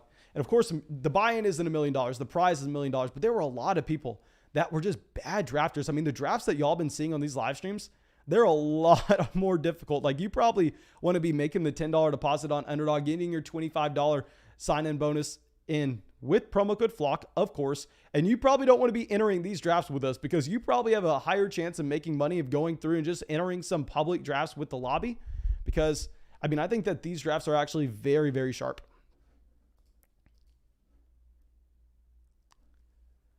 Okay, so now Jamar Chase at the 410. Okay, so yeah, we have the round of wide receivers here going. It is intriguing to see that T. Higgins is finally consistently going over Jamar Chase, something that we have been calling to happen for months now. And all it takes is a few beat reporters coming out and saying Jamar Chase doesn't look as impressive as they once thought. Yeah, it is nice to see this ADP correction. I don't necessarily agree with the reasoning it came by, but yeah, I'm just happy people are finally paying respect to the wide receiver 1 for 2021 in Cincinnati in T. Higgins. Now, of course, in Dynasty, you prefer Jamar Chase. In the long term, Jamar Chase will be the better receiver. But for 2021 production, give me T. Higgins. SPAC says, no, let him keep talking smack. It will make me taking his money much sweeter. SPAC, you know, my man, it's all in love. It's all with me going back and getting you back for ruining our $1,000 draft by screaming A.J. Dillon and getting A.J. Dillon sniped for us. So you know it's all in love. You know I have that grudge against you. We will be rivals forever in this draft. I will tell you that because right now the buy-ins that we're doing, they're not adding up to that $1,000 league where I put $1,000 on the line for that draft and we were relying on our man A.J. Dillon making it back to us. Okay, so Darrell Henderson goes to the 502. Travis Etienne at the 503. I would love to have Travis Etienne falling to us with the 55th overall pick. But now if we're going to be going through, if we're going to be trying to find a stack, honestly, there's not one that stands out in this range, which kind of sucks in that we don't necessarily have access to going with Kyler Murray. At least I don't necessarily want to plan that way. And if we decided to go with the Lamar Jackson, I think it's very unlikely that we get Mark Andrews falling back to us. So it kind of sucks. Here, let's see where Thomas has gone so far in this draft. He's gone Najee, Devonte Adams, Allen Robinson. I'm sorry, that's JN. Thomas has gone Barkley, Metcalf, Keenan, Julio Jones, and Kenny Golladay. Okay, that's a very intriguing start. Okay, so Devin says, was the $1,000 league with listeners? Yes, the $1,000 league was with a bunch of people from the Patreon flock community. It was a very intense league. I'll say that. Very intense. Okay, so now at the 507, y'all know there's one player we are not considering drafting here. That's Kyle Pitts. I'm not taking Kyle Pitts at the 507. So we have Derrick Henry, Nick Chubb, Robert Woods, and Chris Godwin to start this draft. See where Lank Dog decides to go. So he goes with an Odell Beckham Jr. So here I think we get an Adam Thielen. Not necessarily in love with it. but we are going to be getting him as a wide receiver 3. We're going to be getting him almost 9 picks behind ADP. So yeah, let's go through. Let's move this back down. And what's so funny is, I mean, I think that, well, yes, the season hasn't started. I want to be running victory laps in so many players. Like, it's so funny that I know there were other fantasy analysts coming out saying that Nick Chubb was a really good pick in the end of the first round. And now you see Nick Chubb's ADP already fall down to where he's going the majority of the time, about the 204. And I'm saying, hey, we haven't even had the season start. But if you were saying that Nick Chubb was a good first round pick, then all of a sudden, when your drafters could have instead got him in the middle of the second round, you probably made a bad call. You probably need to go out there and take your L for that. I have to take my L's in a couple spots. I have to take my L's with Michael Carter already, because Michael Carter running with the first team obviously makes it where my previous take, not valid whatsoever. Now we have to completely reevaluate Michael Carter if he is indeed going to be the unquestioned running back 1 in New York. So yeah, we have to take some of our own L's, but it's kind of funny where, I mean, people were literally out here pumping that Nick Chubb should have been a first round pick. And Nick Chubb doesn't fall to the 206 in every draft. But at the same time, guys, come on. He's consistently falling to the 204 now. Aaron says, what is Jayen's team looking like? Let's go through. Let's show the very top of the draft for anybody just now joining this league. So Jayen went Adams at the 105, Najee Harris at the 208, then Allen Robinson, T. Higgins, and Robbie Anderson. I do really like that team. Obviously, you're going to have to be kind of scrambling at running back just slightly, but at the same time, I think if you can solve that running back issue, you're going to be perfectly fine. And these teams here have Kyler and Lamar. So this team gets the stack. Oh my God. That team got Mark Andrews at the 509 and Lamar Jackson at the 604. That is a deadly, deadly combination. So the 606, we are going to be drafting a running back here. So Spack is right before us, so who knows where he's going. He goes Trey Sermon, and he just serves it up on a silver platter for us to, God dang. I wanted to say take Kareem Hunt, but we have Nick Chubb on this roster, so I'm not going to be willing to take Kareem Hunt and Nick Chubb on the same team. While, yes, it raises your floor, it does lower your ceiling. Instead, I'm still going to go with the running back here. I'm still going to be going with a Javonte Williams. While, yes, I understand, guys, reports are saying Melvin Gordon's the starting running back in Denver. Guys, Javonte Williams was drafted at 20 years old. I'm not expecting Javonte Williams to come into training camp and be a better running back than someone that was selected with the 15th pick in the NFL draft back in 2016. So yeah, I think that we give 2015. He was selected in 2015. But I think we give Javonte Williams some more time. And actually, was Melvin Gordon drafted in 2015 or 2016? Was he drafted with the 15th pick overall? Let's see how wrong I am here. Let me see how wrong I am, because that was probably embarrassing. Okay, so when was Melvin Gordon drafted? 2015. We are correct on that. Let's see what the pick was that he was drafted with. Sounds like my dog wants to come in the room, so we may have to go grab her real quick. I want to pull up Melvin Gordon right now because it's going to drive me crazy. I think, was he 12? I'm not going to say this because obviously it could look like I'm just looking up and staring at it right now, so I'm not going to guess. We already locked in 15. Melvin Gordon. God dang, I am a genius. I am a literal genius. 2015, 15th overall pick. Do y'all remember when I said on the live stream that Elijah Moore, his sophomore season, his true sophomore year after you had DK Metcalf, AJ Brown leaving, that he had over 850 receiving yards and the next best receiver on the team had 192? And I hadn't looked up that stat since we went through and wrote the Elijah Moore draft guide portion of our Dynasty Rookie Draft Guide, which came out back in May. Like literally, when it comes to fantasy football, I will remember any statistic that you could ever believe. Like, I don't know what's wrong with me. I don't know if it's, I definitely have something wrong with me, to be completely honest. But also, guys, if you have not already, go down there and drop a like. If we get 300 likes on this live stream, which we are 29 away, I will go down and I will grab the dog and I'll hold her up in the live stream so everybody can see the dog. I know that's the easiest way for me to beg for likes because everybody always wants to see the dog. So yeah, I'll grab her if we get 300 likes in the live stream. Okay, so after we go Javonte, we're kind of hoping that we get some more running backs going off the board. So we definitely need to be looking tight end sometime soon if we think that we can be getting a value. If not, we could be going quarterback as well, because right now we have only drafted running backs, receivers. We have 3 running backs in this team, 3 receivers. We're definitely stronger at running back. Okay, so now let's switch this over. I think we're possibly, we're going to have to go receiver. Like receiver is the clear value here. So Tyler Boyd goes.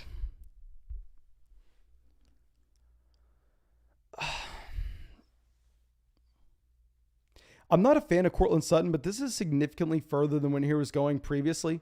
Another call that, oh my God, can we go back to this? Remember when people were telling y'all that Courtland Sutton and Jerry Jeudy needed to be drafted over Laviska Shenault and DJ Chark? Remember when we called when the ADP was 3 rounds apart for both receivers and the Denver guys were going significantly ahead of those other options? Remember when I was screaming how bad that was? And can we look at the ADP now? Can we just fact check who was going through and saying this 3 months ago? Like I'm already running victory laps out here and the season hasn't even started yet. Okay, so we're going to go Courtland Sutton, the 707. Don't love the receiver, but I think he is the pick considering the format. Okay, Juju at the 709. Juju, someone that I do have slightly higher in my rankings. Y'all know I'm a massive fan of Juju Smith-Schuster. But a big thing is if I'm going to do 250 of these leagues, I'm not really going to have the option to draft Sutton in the middle of the 7th very often, where a lot of times we can get Juju there. So I think when they're both available, we kind of do have to take Courtland Sutton. Okay, so Gallup, Will Fuller going off. You have Raheem Mostert at the 712. I love seeing running backs like that go off the board. I have no interest in a Raheem Mostert at this point. So Damien Harris at the 801.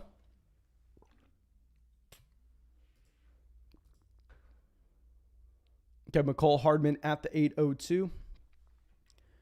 A.J. Dillon. Let's load this back up. A.J. Dillon is continuing to climb in drafts. At the 806, I don't think we can. Could we possibly look to go Rodgers here? We couldn't go Rodgers, could we? So we have yet to take a quarterback.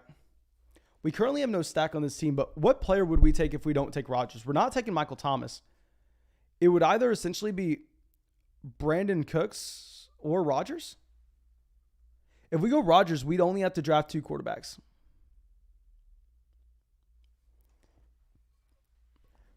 Let me think about this.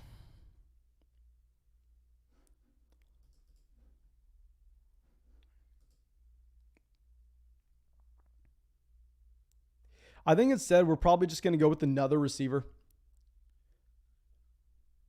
No, we're going to go with Rodgers. We're going to unlock another roster spot for us to go with the receiver later on. So let's take Rodgers here. Not a massive fan of Rodgers, especially when we didn't draft Devonte Adams on the team. But I think getting him there at the 806, when we know that JN really probably wanted him at the 808, it's going to at least provide us some satisfaction of checking the chat and seeing that JN hates us. Okay, so yeah, we're checking the JN. The chat says, JN, stop sniping me. Please stop. Yeah, my man, I had to do it. I think Rodgers just was the best value on the board at that point.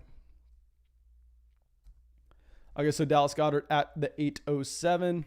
Goddard, someone that I was drafting aggressively earlier on, and honestly, we may have to take an L there as well. I mean, if Zach Ertz is going to be there, I don't know how excited we can actually get about Dallas Goddard.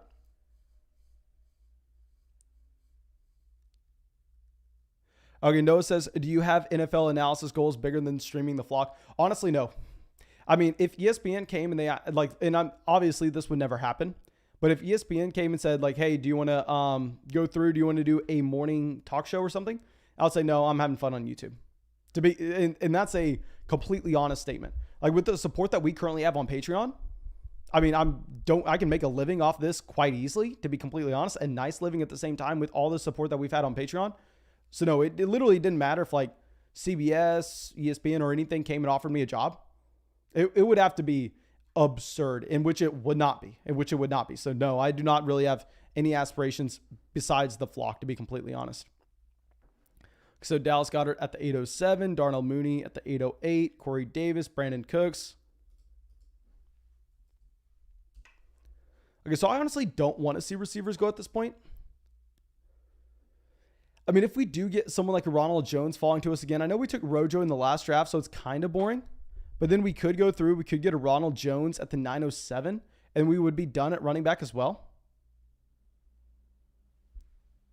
Snoop says, do your rankings automatically update even if they were sent to me a while? No, guys, if you want the updated rankings and you already got them, literally it's going to be the easiest thing you ever have to do. Just go to the email that you were sent the draft guide with and then go just reply and say, Mason, give me the updated rankings, you bum. And then I'll go do and send you the updated rankings like that. And also, guys, if you've used promo code FLOCK on Underdog Fantasy and you want those rankings, you want one of those draft guides, you want both of those draft guides, it doesn't matter. You tell me what you want. Just make sure you shoot me a DM on either Twitter, Instagram. We also have Discord in the description of the video, so you can shoot me a DM freely if you don't have social media. And obviously, you don't need a credit card, you don't need an email, you don't need anything like that. Just make sure you shoot me a DM with the email that you signed up for Underdog Fantasy with when you use promo code FLOCK. That way I can confirm, and that way I can send you that draft guide ASAP. Okay. So now we have Devonte Parker at the 9:05. Let's switch this over. We're going to be on the clock in 2 picks. Devonte Parker is someone that I've taken over and over and over again. And honestly, I'm not even considering a Michael Thomas here. I know that a lot of people probably are wanting to see me go Michael Thomas. But the problem is, in a best ball format, when points matter just as much in weeks 1, 2, and 3, there's no reason to be taking a Michael Thomas. If we had a traditional playoff setup, maybe we go Thomas. Do we have any reports on Elijah Moore with the quad injury? Have we had any updates? No, we have not had any updates on Elijah Moore, at least none that I've seen. So I think if we go with the James Robinson here, I don't want to say we're for sure done at running back. But if we go with the Robinson here, I think we could get away with only drafting 4 running backs. I don't want to say it's a guarantee, but we could get away with it. We could get away with it if we like the receiver value later on. Steven says, stop drafting Michael Thomas. My man, I have not drafted Michael Thomas in a single one of these leagues. We have done probably 70 of these drafts, and I haven't drafted Michael Thomas in a single one. So do not tell me to stop drafting Michael Thomas. I have stopped drafting Michael Thomas right as that injury happened. I mean, I was drafting Michael Thomas aggressively before we got reports of the injury. And of course, we have to sit here, we have to go RIP, just like we were drafting a lot of Cam Akers. But I think at this point, it's a clear fade. Maybe if he falls to the 10th round, maybe it gets a little harder. But whenever he was going there previously, I mean, when he was going in the 8th, it was like a super easy fade. Okay, so Trey Lance at the 10:01. Hey, can I run a victory lap on this as well? And I know a lot of people weren't here with me saying this, but I know some people like JN, I know Mike, they were definitely there in the Dynasty channel when I was making videos saying that Trey Lance, after the NFL draft, people were still ranking Justin Fields over Trey Lance. And I was coming out and I wasn't only saying that Trey Lance should have been ranked ahead of Justin Fields. I was saying that it was Justin Fields, a large gap in Trey Lance, way above him. They were in 2 completely different tiers. And you would not believe how much hate I got for that. You would not believe how much hate I got for that. And now all of a sudden, Trey Lance is just in a completely different stratosphere of a Justin Fields. Like Trey Lance just went off the board. Justin Fields isn't off the board till down there. Now do we consider going Michael Thomas? Now do we consider getting our first share of Tyler Higbee? But instead, I'm probably just going to go through. I'm going to get a Ryan Tannehill. Matthew Stafford would have also been intriguing, but I think with the Tannehill here, we can get an Anthony Firkser later on, and we can have the Derrick Henry, Anthony Firkser, Ryan Tannehill pairing. Oh my God.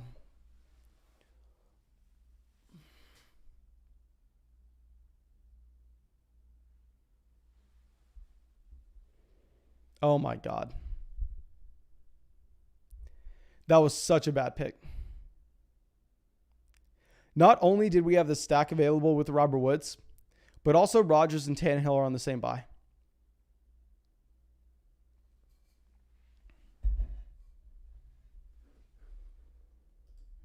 That's just embarrassing. I have nothing to say for that. That's the price of live streaming. Oh my God. Anyway, let's go look at, let's not think about that. Oh my gosh, how am I going to get over that? I don't even know if I can go through and I can draft the third quarterback now on this team. I don't know if we can get away with drafting a third quarterback. I kind of want to check out Thomas's team here. He goes Barkley, Metcalf, Allen, Jones, Golladay, Shenault, Russell Wilson, Corey Davis, Logan Thomas, Kenyon Drake. This is a fantastic roster. I think Thomas did a way better job in this draft than we did. I just completely butchered that. Steven says, a good thing it's only a $5. Yeah, I mean, if it was a $50 or if it was $100, I definitely would be checking the chat less. I'm not saying we wouldn't have made the mistake. Y'all know how dumb I am. I probably would have. But good thing, because God, how dumb do I have to be? Literally, Matthew Stafford was probably the better pick regardless. I was probably just, you know what happened? Is literally once I took Derrick Henry, in my little peanut brain, I thought as soon as we made that pick, I went, okay, we're going to get Tannehill in the 10th. I didn't stay flexible, and that's the number one thing that you need to be doing in these drafts is you need to make sure you're staying flexible and finding the value when it falls to you. Stafford was the better play. Not only did we have Robert Woods, but we were too lazy to check the Rodgers buy. That was very bad. Nitty Gritty says unsubscribing and blocking. Yes, you should unsubscribe and block. And you should report the video as spam as well. That's what you should do. Okay, so let's switch this back over, and I am going to have to just be in pain, agonizing if we need to draft another quarterback. The reason we go QB there and the reason we take Rodgers where we did is because we only want to have to draft 2.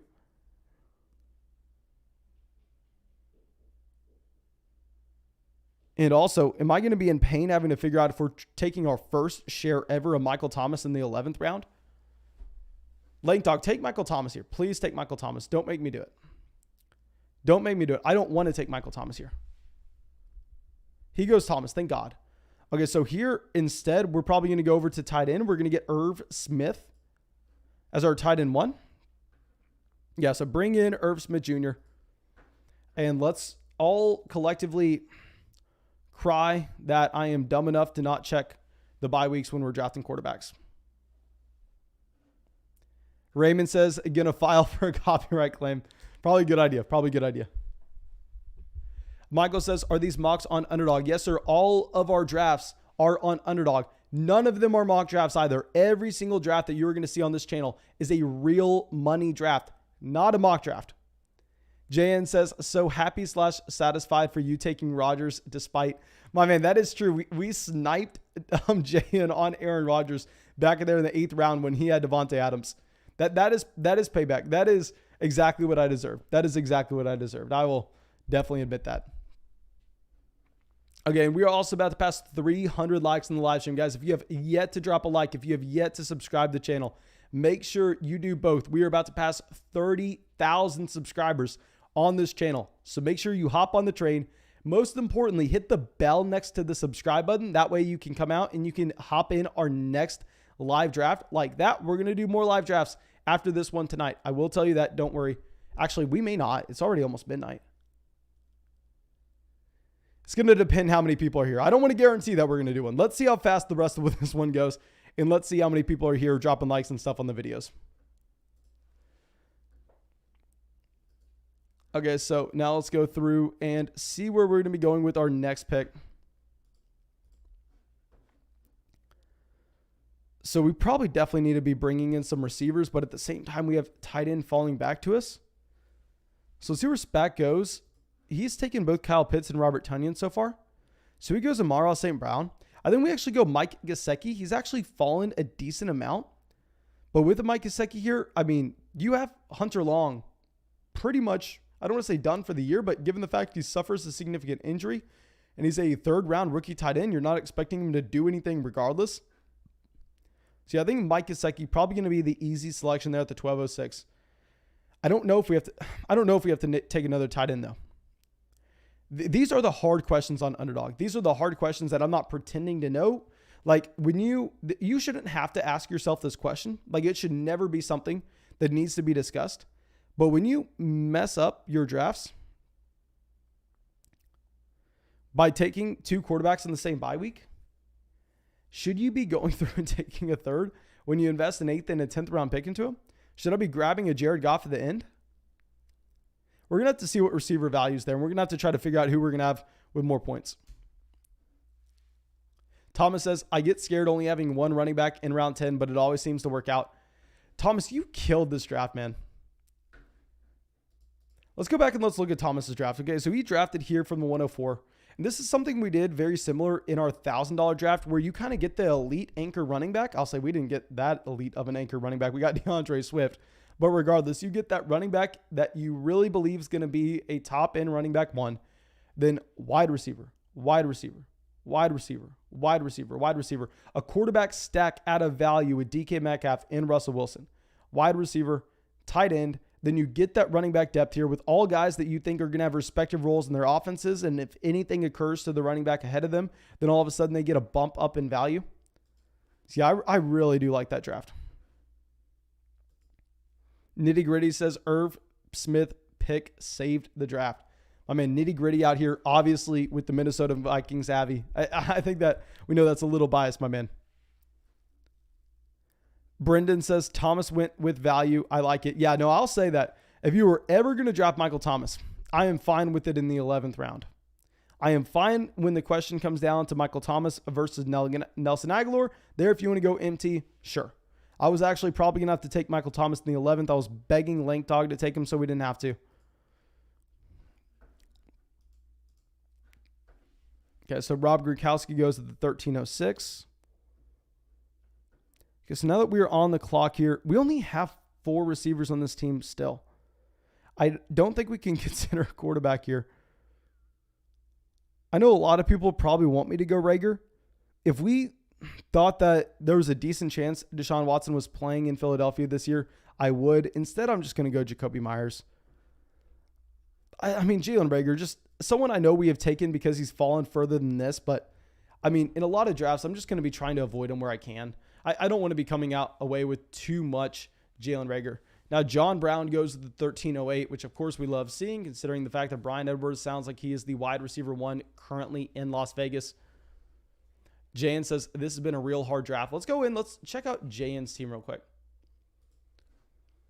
So he's drafting from the 105. He went Adams, Harris, A-Rob, Higgins, Robbie, Edmonds, Carter. Okay, so I guess Carter's your running back 3. I was going to say, actually, I still probably prefer having some of these receivers over Michael Carter because we go through and we say, okay, say your next best receiver is going to be a Tyler Boyd. Just that's how it went on this board. And a receiver that you took down here in the draft, if we can find one, it looks like you didn't. But like, let's go through and let's look at someone that you just took in the next round, someone that you took in a Darnell Mooney. I mean, do you prefer having Darnell Mooney and Michael Carter or Tyler Boyd and someone who went way later on in a Melvin Gordon?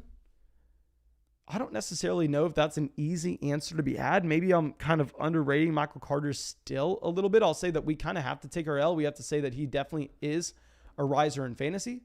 But I don't know the correct answer on that, to be honest. Spack says, John Brown over Ruggs. John Brown is such a Gruden player. My man, give me your best definition of what a Gruden player is. Because give me your best definition of that. Okay, so Spack back up on the clock. God knows what he's going to do. God knows what Spack's going to do. We go through, I guess, I mean, his highest reaches according to ADP. We can go back and look at that in a second. I think we just get another receiver here. I think we actually just get AJ Green, unless we want Anthony Firkser to go through and just get the stack in with a Ryan Tannehill. And he would be a tight end 3. I think we possibly need a tight end 3 when we have Irv Smith and Mike Gesicki. So yeah, we're going to go Firkser here. He has a different bye week than all our other guys. So yeah, it's going to be our pick. Let's pull this back down. And you have Cole Kmet going 2 picks after. Cole Kmet definitely, I mean, this is like a coin flip for me here. Where obviously if we have a Justin Fields, I'm going to be going with Cole Kmet over Anthony Firkser almost every single time. Marlon says, Carter is better than Javonte Williams for me.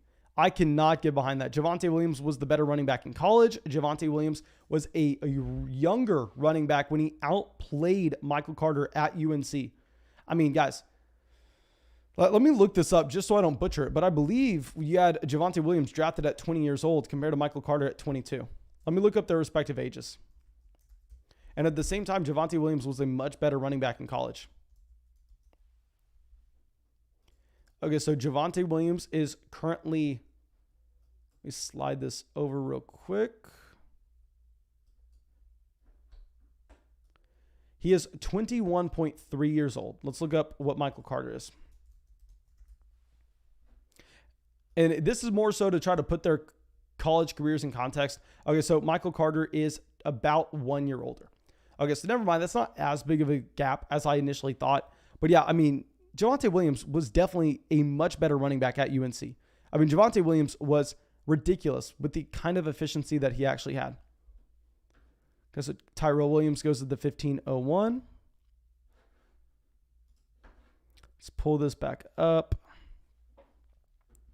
Baker is clearly falling, but at the same time, I don't think we can go with another quarterback. And if we do go with another quarterback, it's really just going to be someone like a Jared Goff at the very end. Okay, XPub Gaming comes out with a donation. Says, can you check out my squad at the 109? Yes, sir. I'd be very happy to go through and check out your team. Let me go through and let me make sure we have our pick underway, though we are only 4 selections away. So you have Christian Kirk going at the 1503.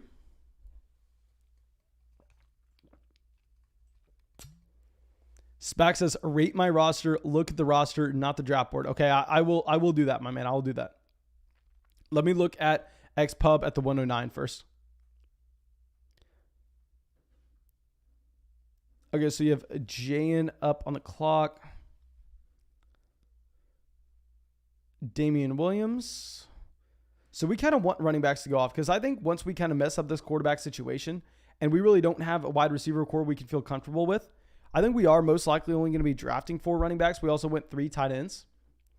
So here I'm actually going to go with the Brashad Perriman. Yeah, we're going to go with Perriman here. And let's go through. Let's check out the 109. So the 109 went Aaron Jones. I'll say I probably, in this format in particular, in a best ball league, given the fact when you take a Travis Kelce, you only need to take 1 more tight end, and that's going to be at the very end of your draft. I probably prefer going Kelce in underdog. If you're playing in a league where you submit your starting lineup each and every week, there I actually do prefer Aaron Jones. And then you have Austin Eckler, great value on Eckler, fantastic value on Swift, good value on Kupp. Now this is what is very impressive, is the Mark Andrews, Lamar Jackson turn. But at the same time, I kind of want to, what I'm hoping for after we scroll down with this screen is I want to see receiver, receiver, receiver, receiver, receiver, receiver. Because at this point, you are literally almost untouchable at running back when you start 3 running backs in a row and you have the combination of those guys. And then you also have the elite quarterback and tight end stack. So at receiver, you follow it up with Kupp, Juju, Curtis, Elijah Moore, Henry Ruggs, Jamal Williams. Okay, I think when you take Jamal here as your running back 4, you're done at the running back position. Emmanuel Sanders, Sterling Shepard. Okay, so you went with a lot of receivers. Jared Cook, I don't like that. I'm just a hater of those old players. Y'all know someone that's that old, I just have a natural bias against them. I don't necessarily understand why. I definitely have a problem, and I need to definitely go see like a psychiatrist about it, but I'm not a big fan of Jared Cook whatsoever at that price. Okay, so Byron Pringle goes, someone that we were drafting a lot in those public leagues. Let's go through. I'm not taking Deshaun Jackson. Allen Lazard's not too appealing for me. Actually, Allen Lazard, this is going to be the one spot I will take him. We have Aaron Rodgers. We can use that as just a tiebreaker. And I realized, okay, let's go through and let's actually check out Spack's roster real quick as well. And we're going to do it on this end. We're going to look at the actual roster. I know maybe it's going to be a little bit harder for y'all to actually look at. But let's change this to, what's Spack's name again? It's Chaos Man. Okay, so he has Herbert and Fields. He doesn't reach on either player. God dang, are we really going to have to do this every single time? Okay, running back, he has Gibson, Dobbins, Carson, Sermon. So he reaches on literally every single one of these players according to ADP. He takes Gibson 8 spots ahead of ADP. He takes J.K. Dobbins 16 spots ahead of ADP. He takes Chris Carson 7. He takes Trey Sermon 8 spots ahead of ADP. And you can go through and do that. So my problem, man, is you're just bleeding so much value. I know you're going and getting your guys, but you took every single one of these players ahead of where they go in drafts. So your receiver core here is horrible. Let's go just look at the draft board. I know you told us not to look at the board, but like let's go and let's look at your receivers. Your receiver core is Brandon Ayuk, Jalen Waddle, Rondell Moore, Amara St. Brown, John Brown, Jameson Crowder, Nico Collins, Byron Pringle. You cannot get it done with that core of receivers. I think that you just really need to stop reaching on players that much according to their ADP. I mean, go back. You were drafting here. You had a DeAndre Swift fall this far. You probably could have had J.K. Dobbins fall to the 308, to be honest. And I think you could have had a lot of other scenarios where your players fall to you, like a Jalen Waddle. Who knows if you wanted to have made it back here in the 9th round. Rondell Moore and Amara St. Brown. I think this is probably the biggest reach in the draft. Amara St. Brown and John Brown. So now let's go through and let's put this back up. Okay, so now we have a team of Aaron Rodgers, Ryan Tannehill, Derrick Henry, Nick Chubb, Javonte Williams, James Robinson. At receiver, we have Robert Woods, Chris Godwin, Adam Thielen, Cortland Sutton, Jacoby Myers, Brashad Perriman, Alan Lazard. And at tight end, we have Irv Smith, Mike Gesicki, and Anthony Firkser. So we're probably going to be looking to grab another receiver here. What was the bye week of our quarterbacks? So the bye week of our quarterbacks were week 13. The thing is, are we going to be bleeding the 20 points at QB? Okay, so the problem is if we go through, we're going to automatically have to forfeit 20 points on the season if we don't get a third quarterback here because of our mistake. And at the same time, does Carson Wentz give us any spike weeks that those other guys don't? So receivers in this range, I'm not in love with any of them. I think they're very similar to what we would have in the 18th round. And the reason we're having to do this is because I was an idiot and I messed up and we should have gone with the Matthew Stafford here instead of a Ryan Tannehill so we didn't double up on this bye week. But I think we actually have to go with Carson Wentz. Wentz will 100% be back by the time we get to week 13. So we're going to have to go Wentz, even though I really do hate it. I really do hate that Carson Wentz selection. Okay, so let's go down here, and we are going to be making our last selection in the middle of the 18th round, and it's 100% going to be a receiver. Spack says, I like those wideouts considering my quarterback, running back, tight end is elite. I don't want to say your quarterback, running back, tight end is elite, my man. You have Pitts and Tunion. I'll say that's a very strong tight end position. Running back, you have Gibson, Dobbins, Carson, Sermon. I'll say it's a strong running back position. Quarterback, you have Justin Herbert, Justin Fields. I'll say it's a strong quarterback position. And it is a god-awful receiver position. Of course, my man, you know I am rooting for you deep down because I know that in the live streams next year, if Dobbins and Gibson go out there and just completely crush, then you are going to be able to just run victory laps and victory laps and victory laps on us. I'll tell you this, my man Spack. If we have Dobbins come out and how about this? If Dobbins and Gibson are both top 5 running backs in points per game this upcoming year, I will let you come on the live stream. Actually, maybe not a live stream. We'll record a video and you can talk about why Antonio Gibson and J.K. Dobbins were such good picks. Okay, Spack, how about that deal? You don't have to bet anything on your end. Just because I've talked so much trash to you, if J.K. Dobbins and Antonio Gibson are both top 5 running backs in points per game this year, you can come on and you can tell me exactly what we got wrong. Okay, so now at the 1806, our guy KJ Hamler is in here. So I think we're going to go with probably a Donovan Peoples-Jones. Yeah, we're going to go Donovan Peoples-Jones. Okay, so Spack gives us the fist in the live chat. So I'm assuming that he agrees to the possibility of coming on the channel with that. And let's go through, let's show the top of the draft. And let's go through and look at the bottom as well. Joe says, I feel like taking Darren Waller in the second makes me feel like I nuked my wide receiver value. Let's go through and let's look at Waller in the second. Okay, so Waller in the second, you got Lamb, Debo, Smith, Marshall, Sermon. I'll say that what probably nuked your receiver value is when you go Dalvin in the first, RB in the 4-5 turn, which I'm fine with. But there I don't necessarily want to be grabbing Gordon here. Instead, I think we actually want to be getting someone like a Devonte Parker. And then you get Marshall, Traquan. Oh, what nuked your wide receiver values, man, you spent way too much at the running back position. When you get Cook, Jacobs, Henderson, Melvin, you cannot be drafting Xavier Jones here. This was a very bad pick. You can't go 6 running backs in this build. At the very most, you're going 5 running backs. Yeah, and you get Chuba Hubbard at the end of it. Yeah, that was not a good draft, my man. You had to cap yourself off at running back. You needed to switch over to receiver.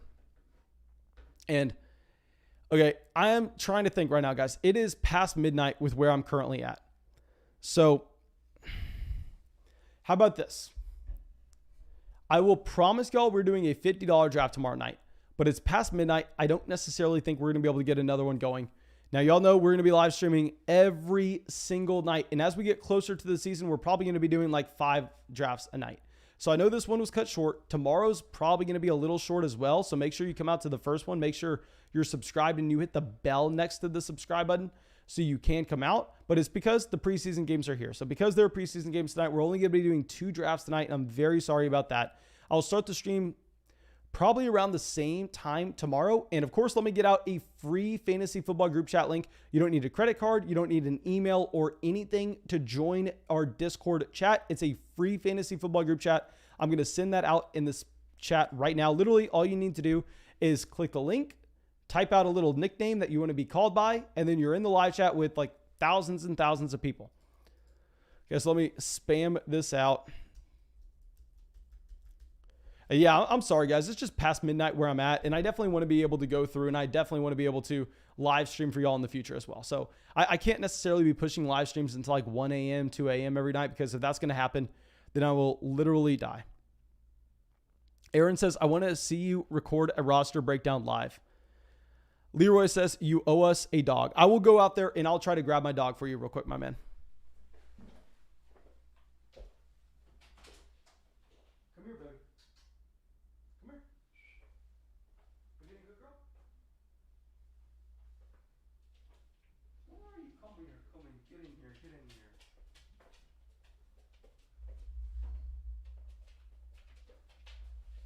Okay, I don't know if y'all saw her come in and lay under the desk, but now she's under the desk. I have a camera. I'm just going to grab the camera and I'll show y'all. And of course, I'm sure that 99% of people have left the live chat already. It doesn't matter. So this is just for the people that stayed at the very end. Okay, so here we go. I'll actually show y'all the view as well. I know y'all that was not a pic that y'all wanted to see. Okay, so that is the view of the city, and I know y'all don't want to see this, so let's go down. Let's just show y'all the dog down here. So she loves laying under, but the problem is she's so big that she has to lay out here. This is why I do not like her laying under the desk because, well, it's nice in theory. In reality, it sucks, but that's it, my dudes. Thank you for coming out. I appreciate it, and I'll see y'all with the live stream tomorrow.